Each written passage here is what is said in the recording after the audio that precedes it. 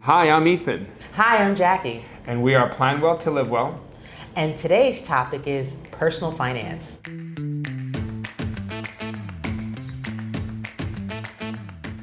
Okay, Jackie, so we're going to break down for our viewers today two topics of personal finance. What are, Three circles and pyramid of personal finance.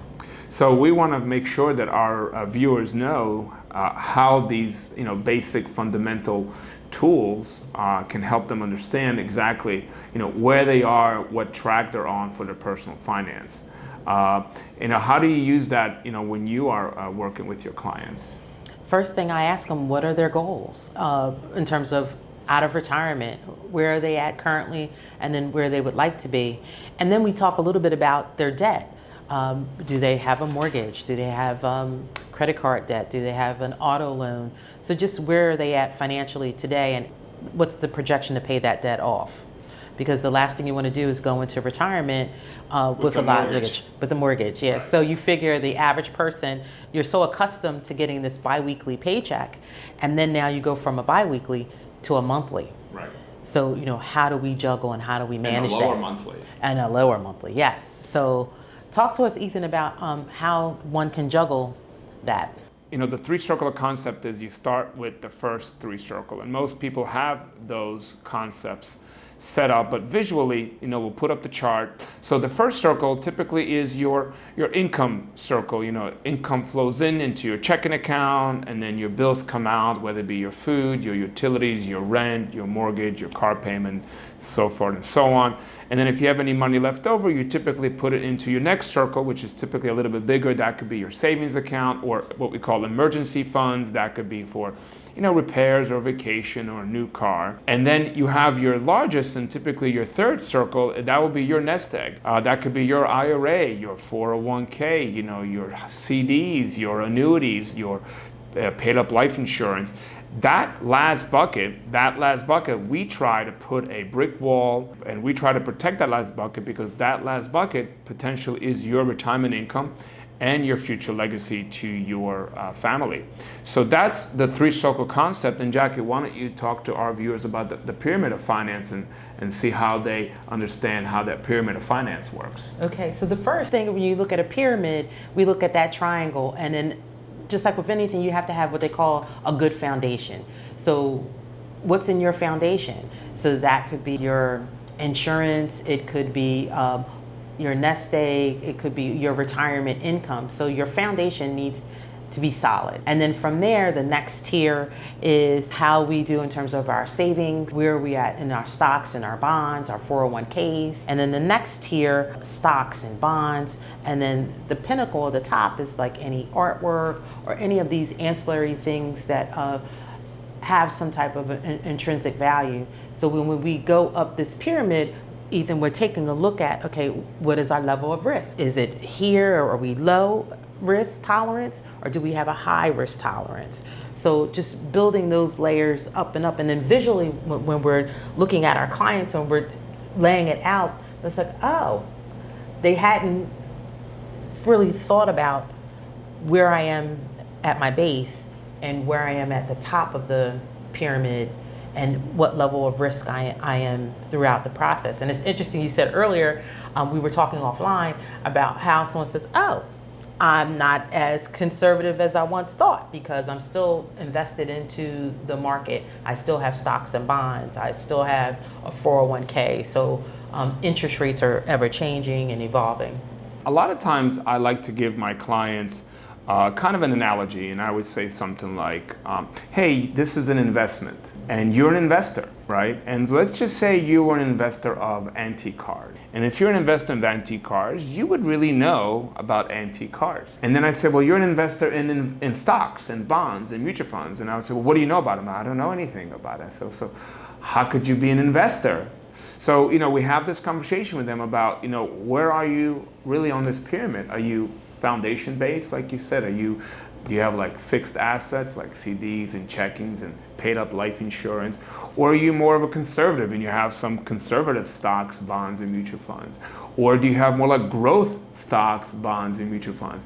Or are you really speculative, like you're into metals and gold and art and silver and all kinds of, speculative stuff? And a lot of times people say, well, I think I'm conservative. And then when we, in our team, financial advisors, we look at their investments and we say, well, you said you were like a 3 out of 10, but in reality, this report says you're like an 8 out of 10. And then, we have that, that whole discussion like, oh my God, I didn't realize it. Now I understand where I'm positioned on my period of finance. And,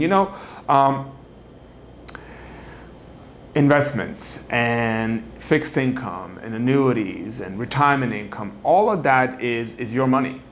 Right. And when you give your money to a specific investment institution, the risk is all yours. You have to assume that risk. And a lot of people get to a stage in their life where they're right at, we call that the retirement zone, right? The retirement zone is age 50 to 70. And that's typically when you have to start kind of thinking about, retirement. They have these 55 and older communities, right? Because, 55 today is still young, but nevertheless, you have these 55 and older communities. So you have to start thinking about retirement, and, we use a rule. The rules changes, but maybe we can put up that resource for our viewers is the 100-year rule. Okay. We'll say, hey, if you're 60 years old, and base of life is 100, and so we look at your investment portfolio. This is just standard. We're not giving anybody any particular advice. We're just saying, hey, if you have $100,000 or $1 million portfolio, and you're 60, we say that 60% of your portfolio has to be foundation based. You can't lose because you don't have time to get that back. And the other 40%, you could invest depending on your risk tolerance. And what I typically find is that people are flipped upside down. And yes, do I have customers that are very aware and very knowledgeable, and many customers know more than I do. They could tend to have more risk. The average person that we service, our core client, they're a lot of times just at the mercy of the market. So the 100-year rule, I like to implore a lot, and by saying, if you have $1 million portfolio or $100,000 portfolio, 60% of your investment must be fixed because of the time horizon to try to get that money back. Now, how do you approach some of your clients and some of that strategy with them? Very similar to that. And I said, okay, again, going back to what are your goals, Mrs. Jones? Where are you at today? What does your foundation look like? And oftentimes, folks are just working with that base, their 401k, their 403b, and it's like, okay, let's reserve some of that, and that's making sure that we can guarantee you an income there. And then if there's a little bit of a cushion left over, and then we can sit with a financial advisor, and then they could do a little bit of growth, but they don't have that time for that growth stage. Right. We're more securing their assets. Right. Their assets. They're making sure their foundation is solid.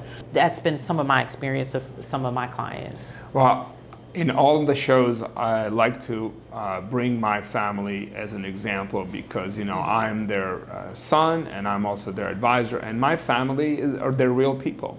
So when I transitioned over to the insurance, retirement, investment industry, which is now about over 15, 16 years, my parents were in their mid-60s. They were about to retire. I was coming out of a different industry, which was the mortgage industry, which I was in for about 12 years, and which was this kind of going back 2006, 2007, and I would tell people, anybody that would listen to me, I would say something like, I don't know what's going on, but I would go into cash. Specifically with my parents, I would say, hey, Mom, Dad, I'm out of business technically because of this mortgage meltdown that happened in 2008. I mean, I'm still in business, but I was, it was really bad at the time. Money froze, and I would say to my parents who were in their mid-60s, say, hey,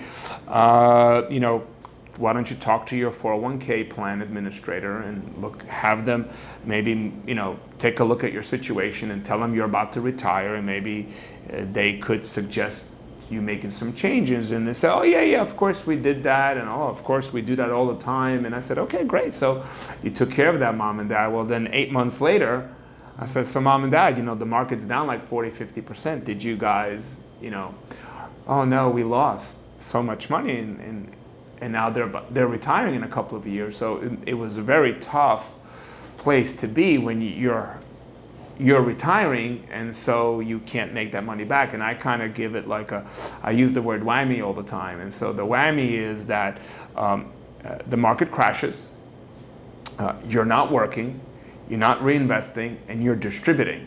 So how can you get your money back if the market crashes, you're not working, you're not reinvesting, and you're actually distributing your investments? How can that particular person get money back? It's very tough to get money back, because the whole part of investing in your 401k or in any retirement account, even your fixed IRA at the bank, the whole point of investing is that you dollar cost average. You buy all the time. Today you buy it at $20, tomorrow you buy it at 18, then sometimes you buy it at 15, then sometimes you buy it at 30. You're always buying, but you get to a certain point in your life, like my parents were they're not buying anymore, or they were gonna buy, but only for a short period of time because they're about to retire, and then they're like, hey, but can you send me $1,000 a month in income while the market is crashing, while they're not reinvesting? So it's very important to have your assets in a place where you are taking advantage of growth, because it's important to grow. Young viewers that are listening to us, it's very important to grow. It's very important to do your homework and understand what you're buying. There's conservative funds, there are very high risk funds, there's speculative funds, and so it's very important to work with a financial team that can help you and advise you with your risk tolerance. But the bottom line is, this pyramid of finance that we'll show to our viewers is that the higher up the pyramid, the higher the rewards. The higher the risk, the higher the rewards. The lower down the pyramid, which is boring, right? Yes. The lower the risk, the lower the rewards, and everybody's chasing. I always kind of call investments, it's not gambling, it's more like educated gambling, because you are at the mercy of the market, and if you're not following your particular investment, whether it be a CD, whether it be an annuity, whether it be a universal life, variable universal life versus fixed universal life, there are an investment buckets inside, whether it be your brokerage account or your IRA account. People tend to just get the statement and put it away and not necessarily follow through. This is not for everybody, of course, but it's very important to really understand where you are, where you want to be, and there's nothing wrong with having a fixed asset so that you can weather kind of the storm of potential losses, because that's what basically the market does, right? That's right. And then you just mentioned something just a few minutes ago about the different vehicles and where they rate. So whether it be a variable in an IUL, an indexed IUL, variable IUL, fixed assets, not fixed assets, all of those vehicles have annual statements. And we were just talking offline. Some of them have quarterly statements. That's right. So whether it be quarterly or annual, it is so important, if you have those statements available, that if you don't understand how to read them and you're not sure what it says, reach out to Ethan and I, so that way we can help you understand how to read that statement and how it's going to work for you. And if you need to make adjustments as the market ebbs and flows every day, and if you need to make some adjustments within those vehicles, we can show you how to do that with a simple consultation. Or either seek out, I often tell folks, don't be afraid to seek out and get a financial advisor and let them sit and speak with you specifically to those areas, especially those statements, because that is just so important. It's better to catch it early than to wait and you're chasing. And like, I got to make up the difference. What just happened? Right. And we work with a team of, Jackie and I, we specialize in insurance, retirement, and inheritance, and I also do real estate, but we work with a team of financial advisors, and we do free consultations for folks. So even if you already have a financial advisor, even if you already have your investments or you're managing them yourself, we do a free consultation just to kind of see where you are. If you think you're a 4 out of 10, we'll give you the analysis, and if we say, hey, you are a 4 out of 10, but if you're not, we'll make a recommendation to put you in the right place and to really understand where it is that you're going and what it is that you want. But it's good to understand what your goals are and where you are, so that if you want to leave a legacy, then you plan for it correctly, and if you want to enjoy your retirement, then you know how to generate enough income and leave a legacy. But I kind of want to come back, and I want to go back to this pyramid of finance and understand that, in my opinion, why do people invest? You know, whether you're investing in gold or in real estate or in stocks, bonds, mutual funds, there's so many different things, so many different instruments to invest in. It's inflation. Inflation eats up your money. So if you don't keep up or beat inflation, your dollar could be worth 50 cents. Someone else's dollar could be worth $1.20 while your dollar is worth 70 cents. So if you don't properly keep up with inflation, and inflation is, you know, I'm not an economist, I can't really explain it in that way, but you know, we know that milk was 25 cents and now the milk is $2.50. You know, that's inflation that did that, not because, you know, the milk company wants to charge more money because of labor, and some of it has to do with labor and cost to conduct business, but a lot of it has to do with inflation. Okay, so people tend to want their money to be safe for the most part, and they keep it safe in the bank. And the banks typically, on average, you know, maybe we can put up some, you know, 50-year chart about banks' inflation and bank rates, but banks on average don't really keep up with inflation. They keep your money safe. So then people look for ways to keep up or beat inflation. So you have things like cash. Cash typically doesn't beat inflation, maybe stays with inflation, and then you have potentially, you know, things like bonds and annuities that potentially help you keep up with inflation. And then a lot of people, you know, want to beat inflation. They're like, you know, I have a cousin, they're like, oh, I'm making 11% dividend. I'm like, wow, that's a pretty large dividend. What kind of risks are you taking? And how much money is he putting in to right, fund that? And how are you watching it? When you know to get out, you know what I mean? And will you get out when it's time to get out? How liquid is that particular investment that you're in, just because you have an 11% dividend, which is high, in my opinion, because, you know, I mean, relatively that's high, 11% dividend, you know, because inflation is 3% on average. This is almost 4 times inflation, so that's a lot of, assuming a lot of risk. So sometimes these high dividend investments are not very liquid. You can't just sell them. So, you know, you really have to know why you're investing and what's important to you. And the pyramid of finance will help with the 100-year rule and the 3-circle finance. A lot of times help our, you know, customers understand where they are and where they want to be. That's right. Thank you, everybody, for joining us today. We definitely had a wonderful time talking to you about a very important topic, personal finance. And if you have any questions as it relates to how you're set up financially, Ethan and I encourage you to click the link in our bio for our calendar to book a free information, educational consultation. And as always, we like to say, when you plan well, you live well. Thank you, everybody.